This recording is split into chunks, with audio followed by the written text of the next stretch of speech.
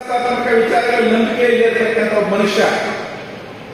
ಆತ ಗೆದ್ದಿರೋದೇ ಅಮೆರಿಕದಲ್ಲಿ ಇರ್ತಕ್ಕಂಥ ಮಿಲಿಟರಿ ಕಾಂಪ್ಲೆಕ್ಸ್ ಅಂದ್ರೆ ಯುದ್ಧದ ಶಸ್ತ್ರಾಸ್ತ್ರಗಳನ್ನು ತಯಾರು ಮಾಡತಕ್ಕಂಥ ಕೈಗಾರಿಕೆಗಳು. ಅಮೆರಿಕದಲ್ಲಿ 50 ರಾಜ್ಯಗಳಿದ್ದಾವೆ. ಇಂಡಿಯಾದಲ್ಲಿ ಕರ್ನಾಟಕ, ತಮಿಳುನಾಡು ಇದ್ದಂಗೆ 50 ರಾಜ್ಯಗಳಿವೆ. ಈ 50 ರಾಜ್ಯಗಳಲ್ಲೂ ಬಹಳ ದೊಡ್ಡ ಕೈಗಾರಿಕೆ ಯಾವುದು ಅಮೆರಿಕದಲ್ಲಿ ಅಂದ್ರೆ ಯುದ್ಧದ ಶಸ್ತ್ರಾಸ್ತ್ರಗಳನ್ನು ತಯಾರು ಮಾಡುವಂತ ಕೈಗಾರಿಕೆ. ಇಡೀ ಜಗತ್ತಿನ ಒಳಗಡೆಯಲ್ಲಿ ಅಮೆರಿಕದ ಮಿಲಿಟರಿ ನೆಲೆ ಅಂತ ಹೇಳ್ತೀವಿ, ಮಿಲಿಟರಿ ಬೇಸ್ ಅಂತೇಳಿ ಸುಮಾರು 200 ಸ್ಥಳಗಳಲ್ಲಿ ಅಮೆರಿಕದ ಸೈನ್ಯ ಇದೆ. ನಿಮ್ಗೆ ಆಶ್ಚರ್ಯ ಆಗ್ಬೋದು, ನಮ್ಮ ದೇಶದ ಸೈನ್ಯ ಎಲ್ಲಾದ್ರೂ ಹೋಗಿ ಒಂದು ಬೇಸ್ ಅಂತ ಇದೆಯಾ? ಭಾರತದ ಮಿಲಿಟರಿ ಬೇಸ್ ಅಂತ ಎಲ್ಲಾದ್ರೂ ಇದೆಯಾ? ಯಾರಿಗಾದ್ರೂ ಗೊತ್ತಾ?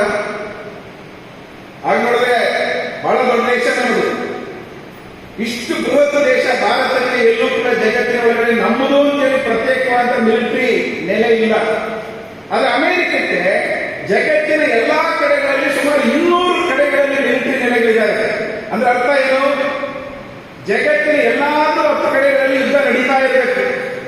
ಯುದ್ಧ ನಡೀತಾ ಇದ್ರೆ ಮಾತ್ರನೇ ಅಮೆರಿಕದಲ್ಲಿ ಇರ್ತಕ್ಕಂಥ ಆ ಮಿಲಿಟರಿ ಶಸ್ತ್ರಾಸ್ತ್ರಗಳನ್ನು ತಯಾರು ಮಾಡುವಂತ ಕಂಪನಿಗಳು ನಡೆಯೋದು. ಆ ಕಂಪನಿಗಳು ನಡೀತಾ ಇರಬೇಕು ಅಂದ್ರೆ ಅವ್ರು ತಯಾರು ಮಾಡುವಂತ ಶಸ್ತ್ರಾಸ್ತ್ರಗಳು ಖರ್ಚಾಗ್ತಾ ಇರಬೇಕು. ಖರ್ಚಾಗಬೇಕು ಅಂದ್ರೆ ಯುದ್ಧಗಳು ನಡೀಬೇಕು. ಯುದ್ಧ ನಡೆದ್ರೆ ಯಾರಿಗೆ ನಷ್ಟ? ಜನ ಕೊಲ್ಲಲ್ಪಡ್ತಾರೆ, ಜನ ಸಾಯ್ತಾರೆ. ಹೀಗಾಗಿ ಜನರನ್ನು ಸಾಯಿಸುವಂಥದ್ದು ಅಮೆರಿಕದ ಮೂಲ ಮಂತ್ರವಾಗಿದೆ. ಜಗತ್ತಿನ ಎಲ್ಲಾ ಕಡೆಗಳಲ್ಲಿ ಯುದ್ಧಗಳನ್ನು ಮಾಡ್ತಿರ್ಬೇಕು. ಯುದ್ಧಗಳಲ್ಲಿ ದೇಶಗಳು ಯಾವಾಗಲೂ ಸೆಣಸಾಡ್ತಿರ್ಬೇಕು. ಅವ್ರು ತಯಾರು ಮಾಡುವಂತ ಶಸ್ತ್ರಾಸ್ತ್ರಗಳು ಖರ್ಚಾಗ್ತಾ ಇರಬೇಕು. ಅದಕ್ಕಾಗಿ 200 ಕಡೆಗಳಲ್ಲಿ ಮಿಲಿಟರಿ ನೆಲೆಗಳು ಇಟ್ಕೊಂಡಿದ್ದಾರೆ. ಅವರು ಸೈನ್ಯವನ್ನು ಕಳಿಸ್ತಾರೆ, ಜಗಳ ಆಗ್ತಿರ್ಬೇಕು. ಇಂಡಿಯಾ ಪಾಕಿಸ್ತಾನ ನೆಮ್ಮದಿಯಾಗಿದೆ ಅಂತ ಅವ್ರು ಎಣಿಸಿದ್ರೆ ನೆಮ್ಮದಿಯಾಗಿ ಬಿಡೋಲ್ಲ. ನೆಮ್ಮದಿಯಾಗಿ ಇರಬಾರ್ದು. ಇಂಡಿಯಾ ಪಾಕಿಸ್ತಾನ ಸಂಬಂಧಗಳು ಚೆನ್ನಾಗಿರಬಾರ್ದು. ಜಗಳ ಮಾಡ್ತಾ ಇದ್ರೆ ಅವ್ರಿಗೊಂದು F-16 ಫೈಟರ್ಸ್ ಜೆಟ್ಗಳು ಅವ್ರಿಗೊಂದು 50 ಮಾರಾಟ ಮಾಡು, ಅವ್ರಿಗೆ ಮಾರಾಟ ಮಾಡಿದ್ದೀನಿ ಅಂತೇಳಿ ಭಾರತಕ್ಕೂ ಮಾರಾಟ ಮಾಡು, ಭಾರತಕ್ಕೆ ಮಾರಾಟ ಮಾಡಿದ್ದೀನಿ ಅಂತ ಅವ್ರಿಗೆ ಮಾರಾಟ ಮಾಡು.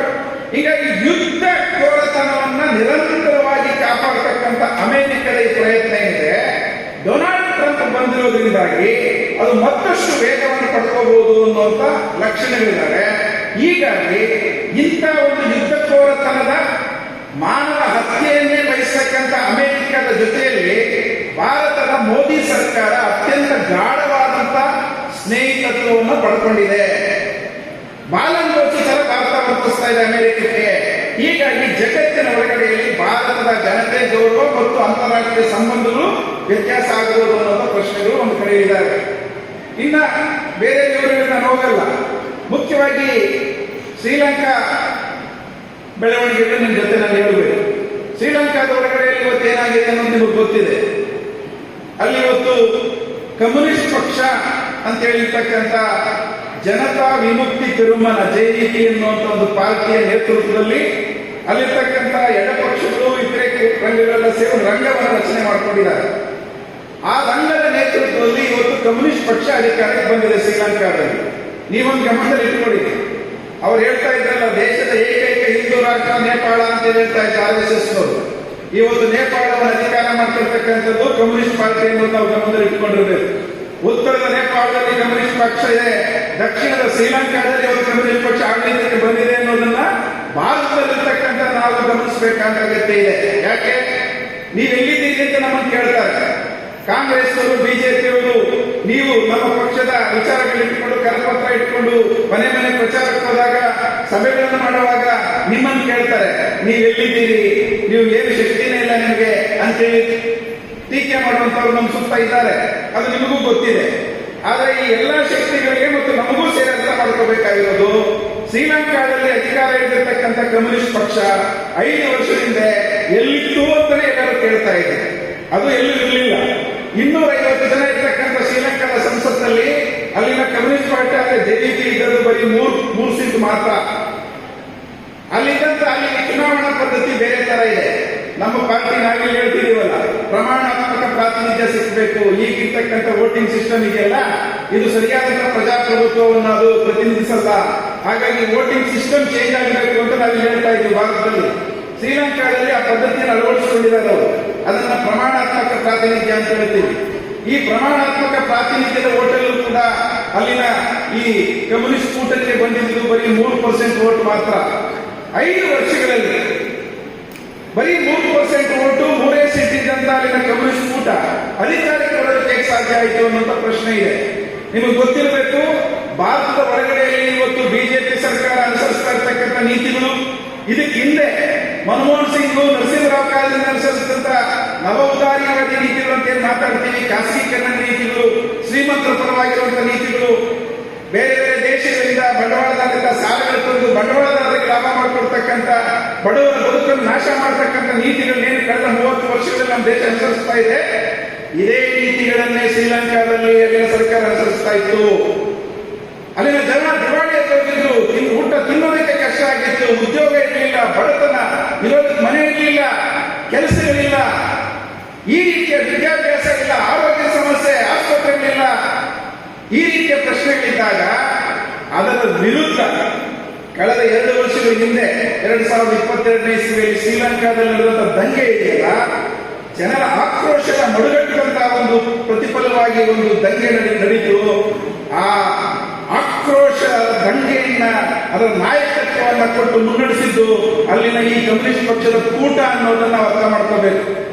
ಜನರ ಒಳಗಡೆ ಇದ್ದಂತ ಅತೃಪ್ತಿಯನ್ನು ಸರಿಯಾಗಿ ಅರ್ಥ ಮಾಡಿಕೊಂಡು ಆ ಹೋರಾಟಕ್ಕೆ ನಾಯಕತ್ವವನ್ನು ಕೊಟ್ಟು ಅಲ್ಲಿ ದಂಗೆ ನಡೆದಾಗ ಅದರ ಮುಂಚೂಣಿಯಲ್ಲಿದ್ದಂತ ಕಮ್ಯುನಿಸ್ಟ್ ಪಕ್ಷದ ಕೂಟ ಜನರ ನಾಯಕನಾಗಿ ಬೆಳೀತು. ಇವತ್ತು ನಮ್ಮಲ್ಲಿ, ನಮ್ಮೂರಲ್ಲಿ, ನಮ್ಮ ದೇಶದಲ್ಲಿ ಇರ್ತಕ್ಕಂಥ ಜನರ ಒಳಗಡೆ ಇರ್ತಕ್ಕಂಥ ಅತೃಪ್ತಿ ಈ ಪ್ರಮಾಣದಲ್ಲಿ ಅನ್ನೋದನ್ನು ನಾವು ಗಮನದಲ್ಲಿಟ್ಕೋಬೇಕು. ಆ ರೀತಿ ನಾಯಕತ್ವವನ್ನು ಕೊಟ್ಟಿದ್ದರಿಂದಾಗಿ 2 ವರ್ಷದಲ್ಲಿ ಇವತ್ತು ನೇರ ಚುನಾವಣೆಯಲ್ಲಿ ಅಧ್ಯಕ್ಷರಾಗಿ ಈ ಜನತಾ ವಿಮುಕ್ತಿ ಪೆರಮುನದ ಅಭ್ಯರ್ಥಿ ಅಧ್ಯಕ್ಷರಾಗಿ ಆಯ್ಕೆಯಾದರು. ಮತ್ತೆ ಮೊನ್ನೆ ನಡೆದಂತ ಪಾರ್ಲಿಮೆಂಟ್ ಚುನಾವಣೆಯಲ್ಲಿ 150ಕ್ಕೂ ಹೆಚ್ಚು ಸೀಟುಗಳನ್ನು ತಗೊಂಡು 2ಕ್ಕಿಂತ ಹೆಚ್ಚು ಬಹುಮತದ ಆಧಾರದಲ್ಲಿ ಇವತ್ತು ಪಾರ್ಲಿಮೆಂಟ್ ಅಲ್ಲಿ ಗೆದ್ದಿದ್ದಾರೆ. ಇದೊಂದು ಪಾಠವಾಗಿ ನಾವು ತಗೋಬೇಕು. ನಾಳೆ ಎಷ್ಟು ಕಷ್ಟ ಇರುತ್ತೆ ಶ್ರೀಲಂಕಾದಲ್ಲಿ ಗೊತ್ತಿಲ್ಲ ನಮಗೆ, ಆದ್ರೆ ದೊಡ್ಡ ಸವಾಲು ಅವ್ರ ಮುಂದೆ ಇದೆ. ಆದ್ರೆ ಆ ಸವಾಲನ್ನು ಕಮ್ಯುನಿಸ್ಟ್ ಕೂಟ ಇವತ್ತು ವಹಿಸಿದೆ. ಇದು ಪಾಠವಾಗಿ ನಾವು ನಮ್ಮ ದೇಶದಲ್ಲೂ ತಗೋಬೇಕಾದ ಅಗತ್ಯ ಇದೆ. ಹೀಗಾಗಿ ಜಗತ್ತಲ್ಲಿ ಆಗ್ತಾ ಇರ್ತಕ್ಕಂಥ ಈ ಬದಲಾವಣೆಗಳನ್ನು ಗಮನದಲ್ಲಿಟ್ಟುಕೊಂಡು ನಮ್ಮ ದೇಶದಲ್ಲಿ ಆಗ್ತಾ ಇರ್ತಕ್ಕಂಥ ಕೆಲವು ಅಂಶಗಳನ್ನು ಗಮನಿಸೋಣ. ಮೋದಿ ಈಗ 3ನೇ ಬಾರಿಗೆ ಅಧಿಕಾರಕ್ಕೆ ಬಂದಿದ್ದಾರೆ. ಈ 3ನೇ ಬಾರಿ ಎಲೆಕ್ಷನ್ ಅಲ್ಲಿ ಅವರು ಫಸ್ಟ್ ಟೈಮ್ ಎಲೆಕ್ಷನ್ ಗೆದ್ದಾಕೊಟ್ಟ ಅವ್ರು ಮೊದಲ ಬಾರಿಗೆ ಅಧಿಕಾರಕ್ಕೆ ಬರುವಾಗ ಹೇಳಿದಂತ ಘೋಷಣೆ ಏನು? ನಮಗೆ ಅಧಿಕಾರ ಕೊಟ್ಟರೆ ವರ್ಷದಲ್ಲಿ 2 ಕೋಟಿ ಉದ್ಯೋಗ ಸೃಷ್ಟಿ ಮಾಡ್ತೀವಿ ಅಂತ ಹೇಳುದು. ಈ ಚುನಾವಣೆಯಲ್ಲಿ ಮೊನ್ನೆ ಆ ಘೋಷಣೆಯನ್ನೇ ಇರ್ಲಿಲ್ಲ ಅವರು. ಈ ಭ್ರಷ್ಟಾಚಾರವನ್ನು ಕಡಿಮೆ ಮಾಡ್ತೀವಿ ನಾವು, ದೇಶದಲ್ಲಿ ಎಲ್ಲ ಕಳ್ಳತನ ಜಾಸ್ತಿ ಆಗ್ತೈತೆ, ಎಲ್ಲ ಕಾಂಗ್ರೆಸ್ ಬೇರೆ ಬೇರೆ ಅವ್ರ ಜೊತೆ ಇರ್ತಕ್ಕಂಥ ಕಳ್ಳರು ವಿದೇಶದಲ್ಲಿ ಹಣ ಇಟ್ಬಿಟ್ಟಿದ್ದಾರೆ, ನಮ್ಗೆ ಅಧಿಕಾರ ಕೊಡ್ರಿ, ಈ ಕಳ್ಳನ ಎಲ್ಲ ತಗೊಂಡು ಬಂದು ನೀವು ಒಬ್ಬೊಬ್ಬರು ಅಕೌಂಟ್ಗೆ 15 ಲಕ್ಷ ರೂಪಾಯಿ ಹಾಕ್ಬಿಡ್ತೀವಿ ಅಂತ ಹೇಳುದು. ಕೆಲವು ಸತಿ ಲಕ್ಷಕ್ಕೆ 0 ಇಟ್ಟು ಅಂತ ನಮ್ಗೆ ಗೊತ್ತಾಗಲ್ಲ. ಹೀಗಾಗಿ ನಮ್ಗೆ 100 ರೂಪಾಯಿ ಕೊಟ್ಟರು 15 ಲಕ್ಷ ಕೊಟ್ಟರು ಅಂತ ಕೆಲವು ಸತಿ ಅವ್ರು ಎಷ್ಟು ಬೇಕಾದ್ರೂ ಕನ್ಫ್ಯೂಸ್ ಮಾಡ್ಬಿಡ್ತಾರೆ. ಆ ರೀತಿ ಐತೆ ಪರಿಸ್ಥಿತಿ. ಕೆಲವು 0ಗಳು ಗೊತ್ತಿಲ್ಲ ನಮ್ಗೆ. ಎಷ್ಟು 0 ಹಾಕಿದ್ರೆ 15 ಲಕ್ಷ ಆಗುತ್ತೆ, ಒಂದೊಂದು ಕುಟುಂಬ ಏನಾಗುವುದು ನಾವೆಲ್ಲ ಕಲಿಸ್ಕೊಂಡಿವೆ. ನಾನು ಗಮನಿಸಿದ್ದೀನಿ, ಹಾಗೆಲ್ಲ ನಾವು ನೋಡ್ತಿದ್ದೀವಿ. ತುಂಬಾ ಜನ ಮಹಿಳೆಯರು ಅದರಲ್ಲಿ ಬಹಳ ಮುಖ್ಯವಾಗಿ 15 ಲಕ್ಷ ರೂಪಾಯಿ ಕೊಡಬೇಕು ಅಂದ್ರೆ ನಮ್ಮ ಹತ್ರ ಅಕೌಂಟ್ ಇರಬೇಕು ಅಂತ ಹೇಳಿದ್ರು, ಬ್ಯಾಂಕ್ ಅಕೌಂಟ್ ಇರಬೇಕು ಹೇಳೋದಲ್ವ. ನಾವು ಒಂದು ದಿನ ತಡ ಹಾಕ್ಬಿಟ್ರೆ ಹೇಳಿ ಬರೋದು ನಿಂತೋಗ್ಬಿಡುತ್ತೋ ಅಂತ ಹೇಳಿ ರಾತ್ರಿ ಹೊತ್ತು ಹೋಗಿ ಬ್ಯಾಂಕ್ ಮುಂದೆ ಬಿಂದಿಗೆ ಕಲ್ಲುಗಳು ಇಟ್ಟು ಬಂದಿರ್ತೀವಿ ನಮ್ಮದು ಅಂತ ಹೇಳಕ್ಕೆ ಮಾಡಿಲ್ಲ. ಆ ರೀತಿ ಕೆಲಸ ಮುಟ್ಟಿಸಿದ್ರು. ಮೋದಿ ಅಧಿಕಾರಕ್ಕೆ ಬಂದ್ರೆ 15 ಲಕ್ಷ ರೂಪಾಯಿ ನಮ್ಮ ಅಕೌಂಟಿಗೆ ಬಂದಂಗೆ ಅಂತ ಹೇಳಿದ್ರು. ನಮ್ಮ ದೇಶದ ಮಹಿಳೆಯರು, ಪುರುಷರು ಸ್ವಲ್ಪ ಹಿಂದೆನೆ, ಅದರಲ್ಲೂ ಕೂಡ ಮಹಿಳೆಯರಿಗೆ ಕುಟುಂಬ ನಿರ್ವಹಣೆ ಮಾಡೋ ಜವಾಬ್ದಾರಿ ಯಾವಾಗಲೂ ಜಾಸ್ತಿ ಭಾವಿಸ್ತಾರೆ. ಅವರು ನಮ್ಮ ಜವಾಬ್ದಾರಿ ಅಂತ ಭಾವಿಸ್ತಾರೆ.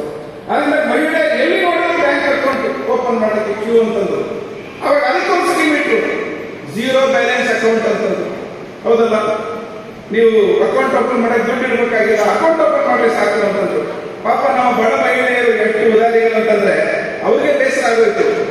ಒಂದು ಪೈಸೆಗೂ ಬ್ಯಾಂಕ್ ಅಕೌಂಟ್ ಅಲ್ಲಿ ಇರುತ್ತೆ, ಅಕೌಂಟ್ ಓಪನ್ ಮಾಡೋದು ಹೇಗೆ? ಅದಕ್ಕೆ ಇವರೇನೇ ಒಂದು 500 ರೂಪಾಯಿ 1000 ರೂಪಾಯಿ ಇಟ್ಟುಬಿಟ್ಟು ಅಕೌಂಟ್ ಓಪನ್ ಮಾಡೋದು. ಅವಾಗ ಅದರಲ್ಲಿ 1000 ಕೋಟಿ ರೂಪಾಯಿ ಆ ರೀತಿ ವಸೂಲಿ ಮಾಡೋದು. 50 ಕೋಟಿ ಅಕೌಂಟ್ ಓಪನ್ ಮಾಡಿದ್ದೀವಿ. ಯಾರ ಸಾಧನೆ? ಮೋದಿ ಮೋದಿಯ ಸಾಧನೆ ಹೇಳಿದ್ರು, ಅದನ್ನು ಹೇಳಿದ್ರು. ಆಯ್ತು, ಕಾಯ್ತಾ ಇದ್ದಾರೆ ನಮ್ಮ ಜನ. 10 ವರ್ಷ ಕಳೆದೋಯ್ತು, ಇನ್ನು 5 ವರ್ಷಕ್ಕೆ ಮತ್ತೆ ಅಧಿಕಾರ ಕೊಟ್ಟಿದ್ದೀರಿ. ಶಬರಿ ಕಾರಣ ಕಾಯ್ತಾ ಇದ್ದಾರೆ ನಮ್ಮ ಹೆಣ್ಮಕ್ಳು. ಇವತ್ತು ಬರ್ಬೋದು, ನಾಳೆ ಬರ್ಬೋದು ಅಂತ ಹೇಳಿ ಬರಲಿಲ್ಲ.